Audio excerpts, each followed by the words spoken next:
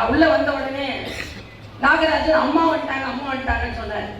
சில பேர் பேசலாம் அம்மா அம்மா தமிழ்நாட்டுக்கு ஒரே அம்மா தான் இருக்க முடியும், அது ஜெயலலிதா அம்மா மட்டும்தான்.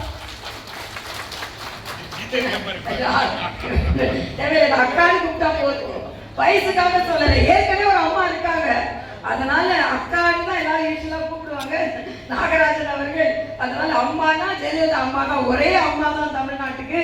அது மாத்திரம் இல்ல, நேற்று நாங்க ஒரு 20,000 பொதுக்கூட்டங்கள் ஆரம்பிச்சோம். அப்ப சொன்னேன், அமாவாசை என்று ஆரம்பித்திருக்கிறோம்.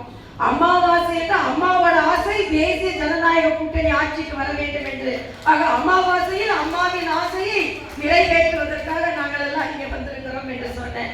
அதனால இன்று எல்லா உங்களோட பிரச்சனைகள் எல்லாவற்றையும் நாங்கள் தெரிந்து கொண்டு இந்த தேர்தல் அறிக்கை உங்களுக்கு ஒன்று சொல்கிறேன். கனிமொழி அவர்கள் உங்க தேர்தல் அறிக்கை என்னன்னு கேட்கும் போது கதாநாயகின்னு சொன்னாங்க. ஏன்னு கேட்டாங்க, உங்க தேர்தல் அறிக்கை எங்க தேர்தல் அறிக்கை அம்மா மாதிரின்னு சொன்னேன்.